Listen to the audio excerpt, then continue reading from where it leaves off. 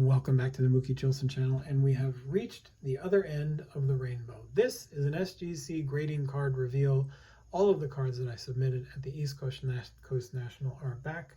They are in my hands. I know the grades. Some of you, I shared the cards I was submitting with you all in a video previously. Some of you had input for me that helped, including on the SGC submission for Satchel Page, the 1953 Topps ISA 1 graded card. I thought it looked better than a 1. I don't know what I'm doing, so I asked you all for help, and you gave it to me, and we have the fruits of that labor in this video. So there are thrills, chills, surprises, one big fail that I will show you, and this is kind of a story time discussion. These are personal collection cards. They all have some kind of meaning for me. And I'm going to go through them one at a time and sort of give you a little glimpse of why they have meaning for me. And I'm going to start with this card. This is the 2023 Topps Now Shohei Ohtani World Baseball Classic, striking out Mike Trout in an SGC 10. I've never got an SGC 10 before. That's pretty cool. But this was incredible. This was one of the great moments that I've ever seen in sports. And I watched it with son of Mookie, because we watched the World Baseball Classic together, because we loved it. Randy Arozarena was lighting things up. We had, Team USA was a little underwhelming, although Trey Turner was going off. I had the chance to root for Trey Turner, which was nice. But in the end, it was Japan versus USA, a classic matchup, and one batter to decide it all. And the greatest player in the game, in my opinion, struck out the other greatest player in the game. And Mookie and his son were like high-fiving and didn't know what to make of it. I didn't know what to feel, but it was awesome. So this card came back a 10, and I'm thrilled with it. So that is the thrill of victory, and this is the agony of defeat. There you go.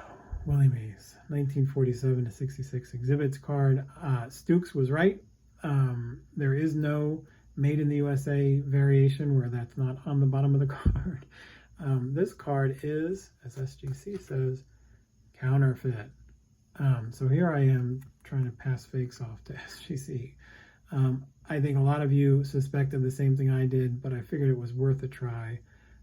And so I paid a little stupid tax and got bit for the first time. So unfortunately, this is real, not real, but the heart wants what the heart wants.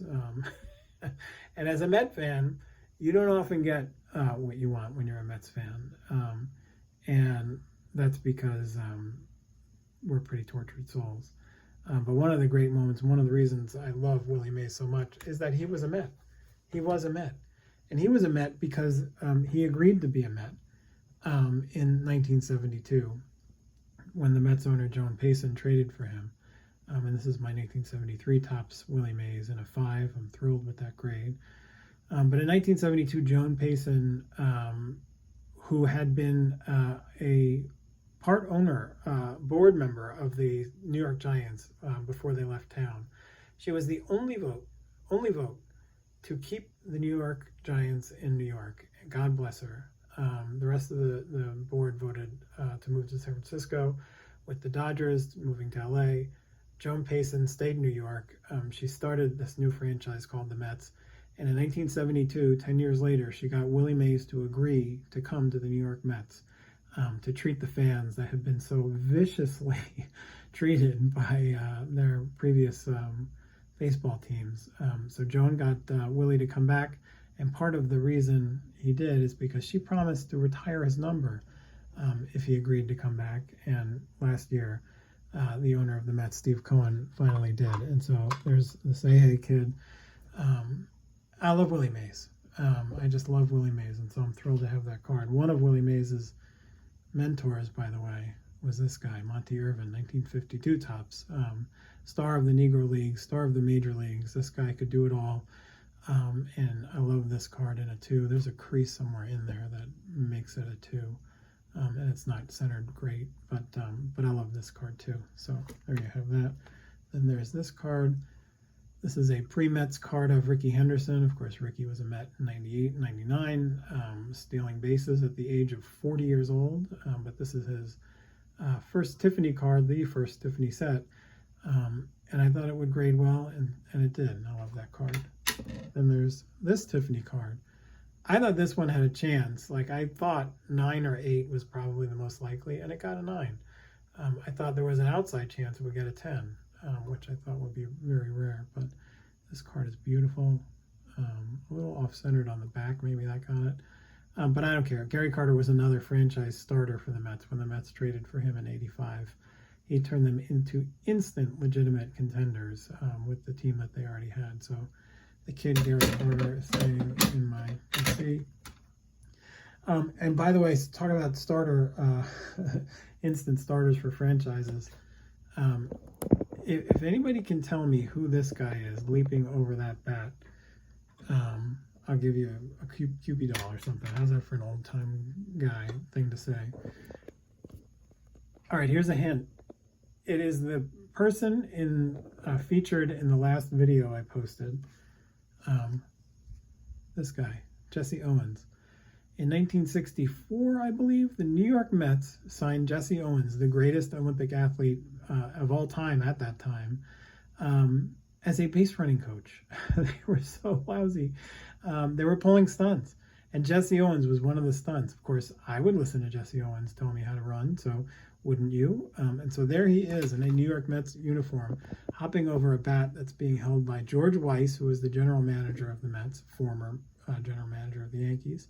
And the guy on the left is Lawrence Peter Yogi Berra, who had come over to the Mets from the New York Yankees, God bless him, as a coach and coach and player. And I have shown you this card before, but now it's graded in a 2.5. Yogi is a Met.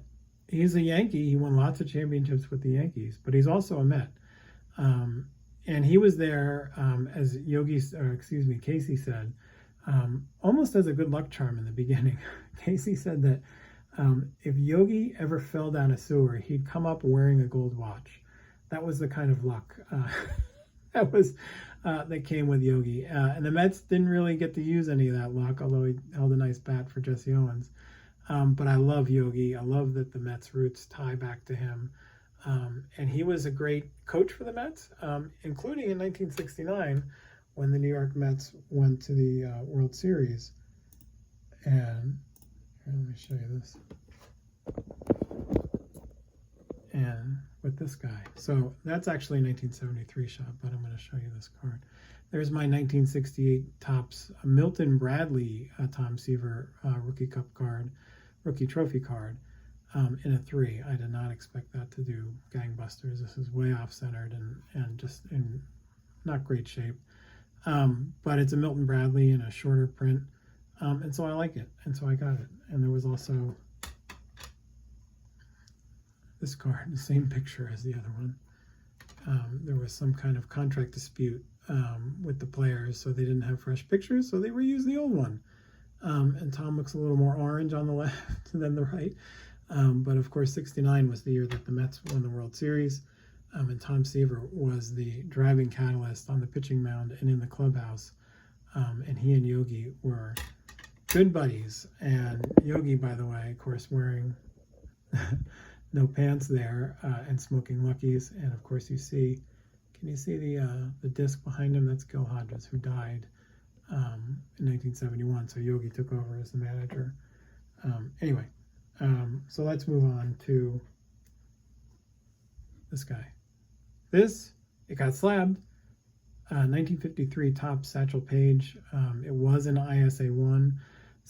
Almost all of you universally said you should crack it out and resubmit it. I did not crack it out because as you can see from my jittering, I'm not the steadiest hand in the world, and I worried I would cut off a corner. But Theo from Clemente Collector said, just cross it over. Tell them to, if the grade's higher, to cross it over. And I didn't tell them. I said, I didn't give them a minimum grade, but I told them just cross it over no matter what. And I'd rather have it an SGC slab for $15. And I did. And it was an ISA 1. And place your bets. What did it get from SGC? Got a 2. So not only did I change into a tux, but I went up, which is great. I love that. What a beautiful card. 1953 Satchel Page. You can see some of the damage on the back. This is not winning any condition prizes, but it doesn't have to here with my lo-fi card guy bona fides. And so there you have Satchel Page. And Satchel Page, of course, was roommates on that 1948 Indians team with this guy. And this was basically the Grail pickup for my collection.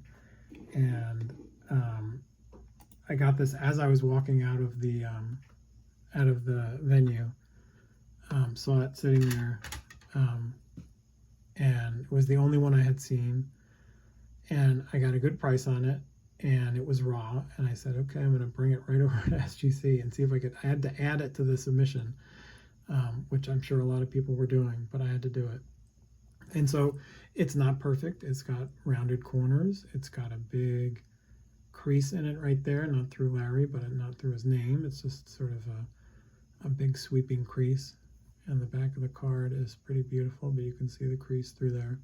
So again, this is not winning the Mint PC prize, but this is definitely a Grail card for me. And I will show you. What do we get? Any guesses? Anybody want to guess? What would you give it? Ready? 1, 2. You got a 3. I mean a 2. What did I say? 3? I would have taken anything. It could have come back an A as far as I was concerned. This card is just beautiful. It's beautiful. And it's the perfect pairing for my earlier PC pickup on Father's Day that there's a video of. I'm going to show you these two cards together here.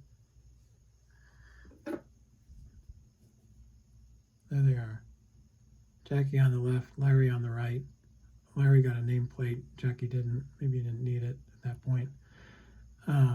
But I love these two cards. These are the two cards. These two young men integrated sports in America and baseball, the biggest sport there was.